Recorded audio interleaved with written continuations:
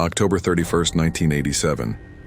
Emma carved her first jack-o'-lantern at exactly 11:47 p.m. She remembers because that's when the power went out. The candle inside flickered once, twice, and then the pumpkin smiled at her. Not the smile she carved, a different one, wider, hungrier. By midnight, it was breathing. By 12:03, it had a pulse. And by dawn, Emma's little brother was missing. And the only thing left in his bed was a trail of pumpkin seeds leading to the basement door she'd never seen open before. Some say jack-o'-lanterns ward off evil spirits. Emma learned the hard way. Some of them become the evil spirit. And once they choose you, once they start beating in rhythm with your own terrified heart, there's only one way to make them stop. But first, you have to understand what they want. Before we begin this nightmare, if you love dark psychological horror and twisted Halloween tales, hit that subscribe button and drop a comment with your favorite horror topic. I read every single one, and your suggestions might just become my next story. Emma hated Halloween. Not the candy or the costumes, but the responsibility that came with it. At 16, she was old enough to be trusted with Danny while their parents attended some corporate party downtown. Old enough to hand out candy to neighborhood kids. Old enough to pretend everything was fine when her little brother asked why they couldn't go trick-or-treating together like they used to. "Because you're 8 now," she'd told him, ruffling his hair. "You go with your friends. I stay here and make sure nothing catches fire." Danny had left at 6 with the Morrison kids from next door, his pillowcase already prepared for the candy haul. Emma watched him skip down the driveway dressed as a vampire, his fake fangs falling out every few steps. She smiled. He was safe. He was happy. That was all that mattered. By 7, the trick-or-treaters started arriving. By 8:30, they'd slowed to a trickle. By 9:15, Emma turned off the porch light and locked the door. Danny would be home by 10. She had 45 minutes to herself. That's when she saw it. The pumpkin sat on their doorstep like it had always been there. Massive. Perfectly round. The kind of pumpkin you'd see in magazines or at county fairs, the ones that win prizes and make farmers famous. Its skin was so orange it almost glowed in the darkness. Emma opened the door slowly. The October air bit at her skin, carrying the smell of dying leaves and something else. Something sweet and rotting at the same time. She looked left, then right. The street was empty except for a few stragglers heading home. No one was around. No car had pulled up. No doorbell had rung. So who left the pumpkin? Emma crouched down, running her hand along its surface. It was warm. Not sun warm or room temperature warm, but body warm. Like it had been sitting in someone's lap. She pulled her hand back. "It's just a pumpkin," she whispered to herself. Someone left it as a gift. Probably Mrs. Chen from across the street. But Mrs. Chen was 83 and could barely carry her groceries, let alone a pumpkin that probably weighed 40 pounds. Emma grabbed it anyway, grunting as she lifted it. The warmth spread through her palms, up her wrists into her forearms.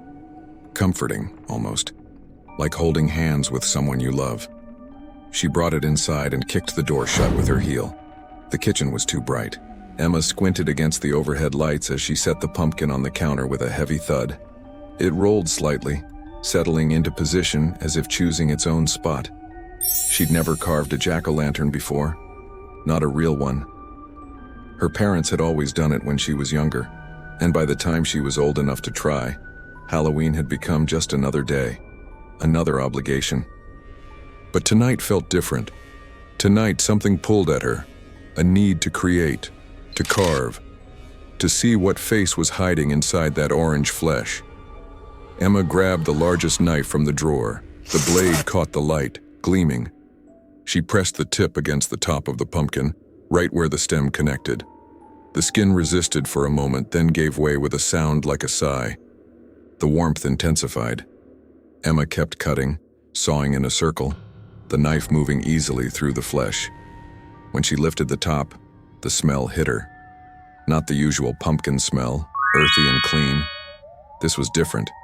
Metallic, organic, like blood and soil mixed together.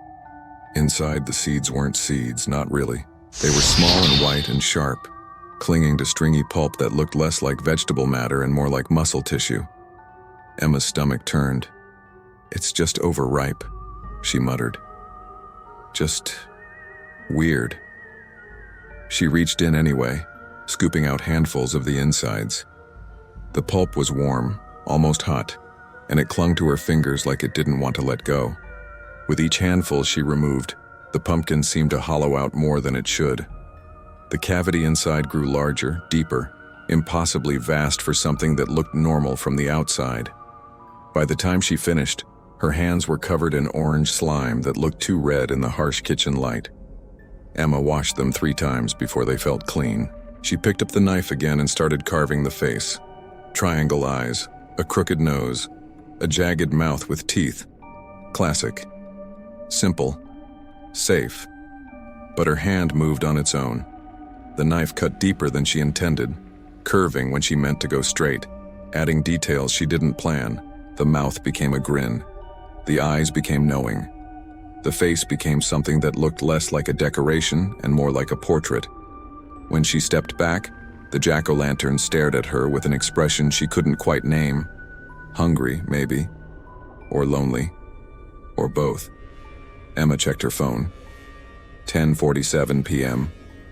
Danny should have been home 47 minutes ago. She texted him. No response. She called. Voicemail. The knot in her stomach tightened. She tried calling the Morrison house. Mrs. Morrison answered on the 3rd ring, sounding confused. "Danny? Honey, he left with the boys around 8:30. Said he was heading home. Isn't he there?" Emma's mouth went dry. Yeah, he's here. Sorry, I didn't hear him come in." She hung up before the lie could grow. The house felt smaller suddenly, the walls closer, the shadows deeper. Emma grabbed the candle from the junk drawer, one of those thick emergency candles that smelled like vanilla and false comfort. She lit it, the flame springing to life with a soft whoosh. When she placed it inside the jack-o'-lantern, everything changed. The flame turned blue. Not a natural blue, but the blue of deep ocean water where light stops reaching. The carved face glowed from within, shadows dancing across its features, making the grin wider, the eyes more alert. And then Emma heard it. Thump thump, a heartbeat. Slow and steady and unmistakable. Thump thump. She stepped closer, her own heart racing. The pumpkin sat there, glowing, and with each beat, its surface pulsed slightly. In and out. Like breathing. Like something alive trapped inside a shell that was never meant to contain it. Emma reached out, her hand trembling. She touched the carved mouth. Warm. Wet. The edges of the carved teeth felt sharp against her fingertips. Thump, thump. The front door opened. Emma spun around, relief flooding through her. Danny? But the doorway was empty. The door swung slowly in the breeze, revealing nothing but darkness beyond. Emma walked toward it, her legs moving mechanically. She reached the threshold and looked out into the night. A trail of pumpkin seeds led from the porch, across the lawn, disappearing into the darkness between houses. Behind her, the jack-o'-lantern's heartbeat grew louder. Thump, thump, thump, thump, thump, thump. Emma turned back. The pumpkin sat there, still glowing, still breathing. But now the carved face looked different. The smile was wider. The eyes were focused directly on her. And she swore, she absolutely swore, that it winked. Emma followed the seeds. What else could she do? Call the police and tell them her brother was missing and a jack-o'-lantern with a heartbeat was somehow involved? They'd laugh. Or worse, they'd send someone to evaluate her mental state while Danny stayed missing. No, this was hers to solve. The seeds led her down Maple Street, past the Henderson house with its elaborate graveyard display, past the corner where Tommy Grant's dad always smoked cigarettes after his wife went to bed, past the stoplight that never worked right, always blinking yellow like a warning nobody heeded. The trail turned left into the woods behind Riverside Park. Emma hesitated. She hadn't been in those woods since she was Danny's age, since before the rumors started about what happened to Sarah Mitchell, who went in on a dare and came out 3 days later with no memory and fingernails torn to bloody stumps. But Danny was in there. She knew it the way you know things in nightmares, with absolute certainty that defies logic. Emma pulled out her phone, turned on the flashlight, and stepped into the darkness. The trees here were old, ancient, the kind that existed before the town, before the roads, before people decided this was a good place to build homes and raise families. Their branches twisted overhead like arthritic fingers blocking out the moon. The pumpkin seeds glowed faintly in her flashlight beam. They'd changed. They were larger now, almost the size of quarters, and they pulsed with the same rhythm as the heartbeat she'd heard in her kitchen. Thump, thump, thump, thump. Emma walked faster. The woods grew denser, thicker. The air smelled wrong, like someone had been burning plastic and covering it up with potpourri, sweet and toxic all at once. After what felt like hours, but was probably only minutes, Emma saw something that made her stop breathing. Her house. She was standing in front of her house. The exact same house she'd left. Same porch. Same jack-o'-lantern glowing in the window. Same everything. But she'd walked in a straight line. She'd never turned around. Emma approached slowly, her legs weak. The front door was open just like before. But this time, there were more pumpkin seeds. Hundreds of them, forming a path that led inside, through the living room, down the hallway, stopping at the basement door. The basement door that hadn't existed this morning. Emma stared at it. The wood was dark, almost black, with a handle shaped like a grinning face. The pumpkin seeds disappeared underneath it, and from the crack at the bottom, blue light leaked out like liquid. She grabbed the handle. It was warm, alive. It pulsed in her palm. She opened the door. The stairs went down forever. Emma counted them at first, 10, 20, 30, but lost track somewhere after 70. They were carved from pumpkin flesh, each step orange and fibrous, leaving sticky residue on her shoes. The walls were lined with jack-o'-lanterns, hundreds of them, thousands, all carved with different expressions, all breathing in unison. Thump, thump, thump, thump, thump, thump. The blue light came from below, pulsing with each beat, illuminating faces in the walls that weren't carved into pumpkins at all. They were real faces, pressed against some invisible barrier, mouths open in silent screams, eyes pleading. Emma recognized some of them. Sarah Mitchell, old Mr. Jacobson who disappeared last Halloween, the Peterson twins who'd run away, everyone said, but maybe hadn't run at all. Don't look at them. Danny's voice, small, scared.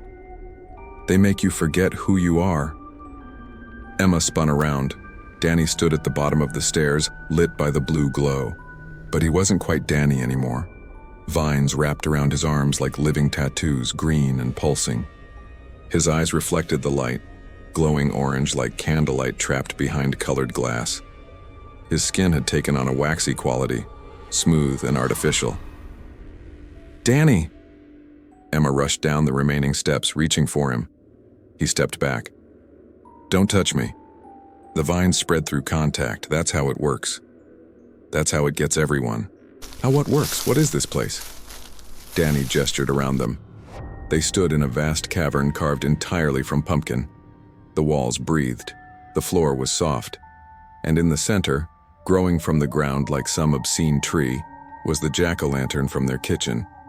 Except it wasn't small anymore. It was massive. 20 feet tall, 30. Its carved face was the size of a car.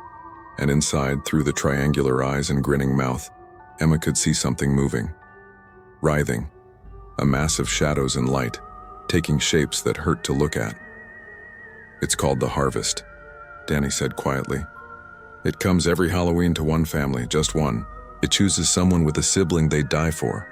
Someone whose love is so strong it can feed it for an entire year. Emma's voice shook. Feed it what? Everything. Your fear, your hope, your memories of every good thing you've ever shared. It takes the love between siblings and turns it into fuel. And when Halloween comes again, it moves to a new family.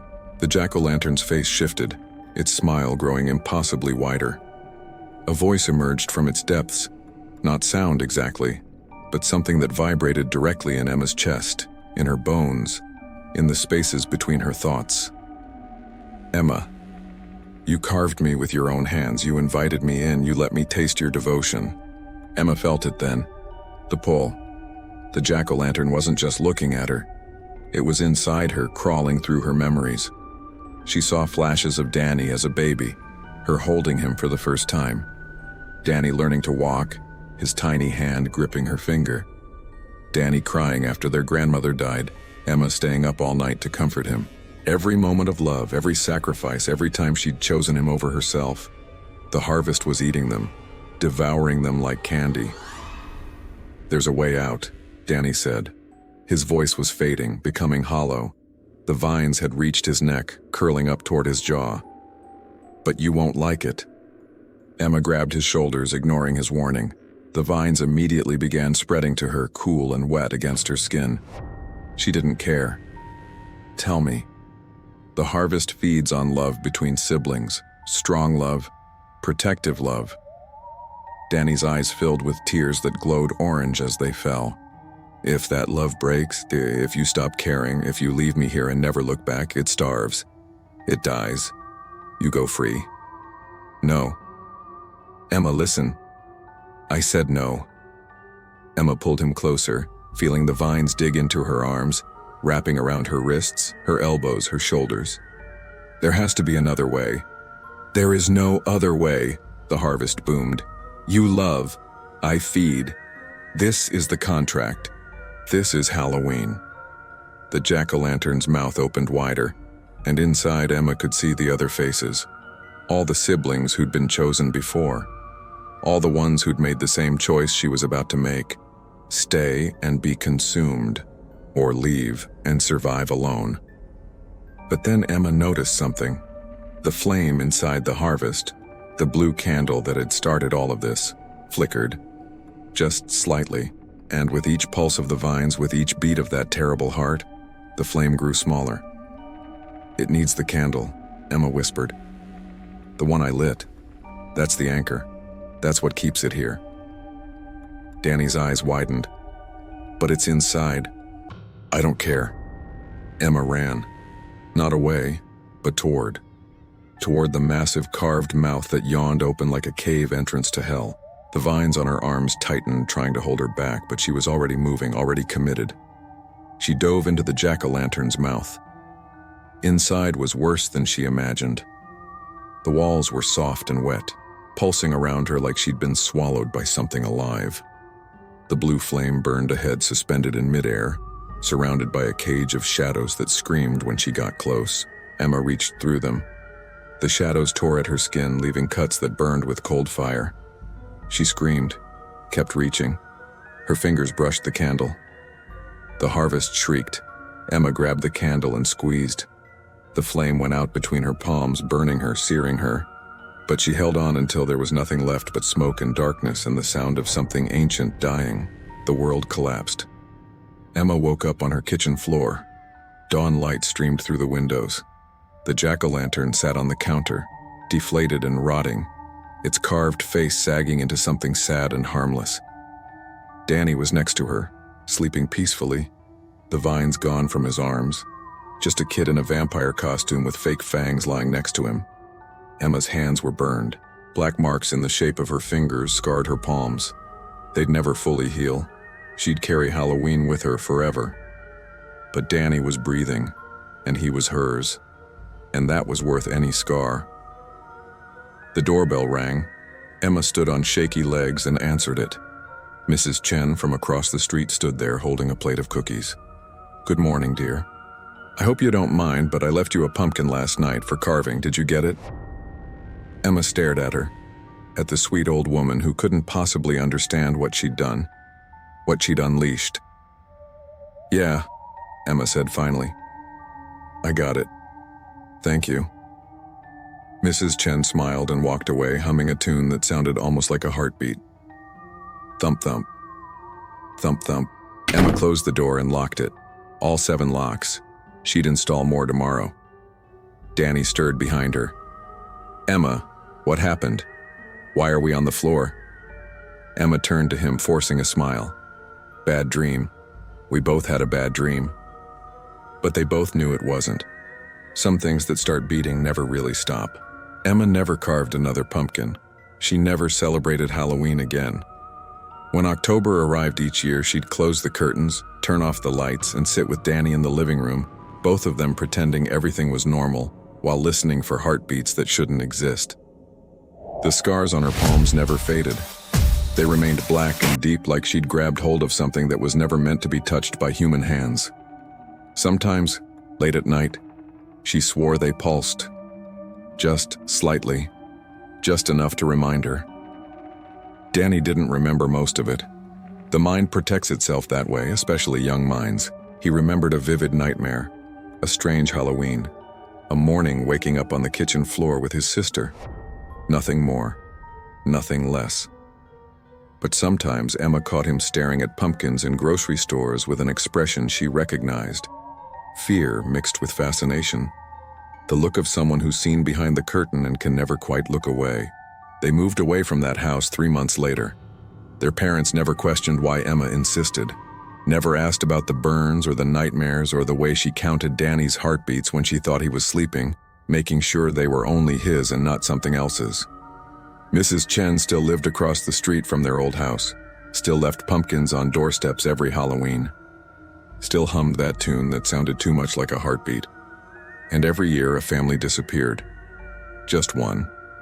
Always on Halloween. Always siblings. The news would report it as runaways or kidnappings or tragic accidents, but Emma knew better. The harvest was still feeding. It would always be feeding. Because Halloween isn't about the candy or the costumes or the decorations. It's about the thin space between our world and whatever waits in the darkness, watching with carved eyes and hungry grins. It's about the moment you light that candle and invite something in without realizing what you've done. And it's about learning that some doors, once opened, never really close. Some faces, once carved, never stop smiling. Some hearts, once they start beating, echo forever in the spaces between your own terrified heartbeats.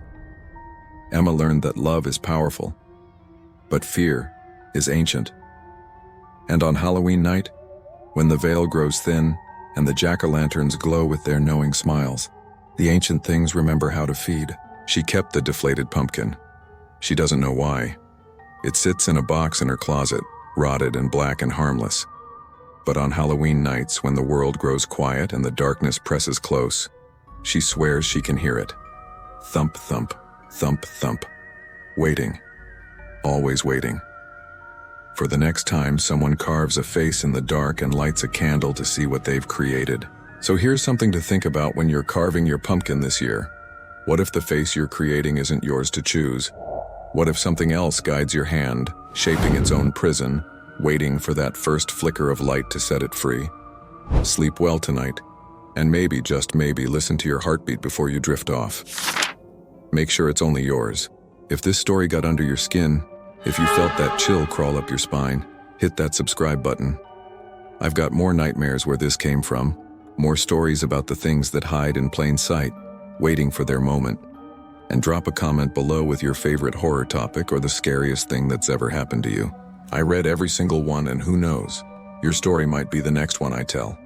Your experience might be the thing that keeps someone else up at night. Because the best horror stories? They're the ones that might just be true. Stay safe out there. And remember, not every smile is friendly, not every gift is kind, and not every heartbeat belongs to something that should be alive. Happy Halloween. Thump thump.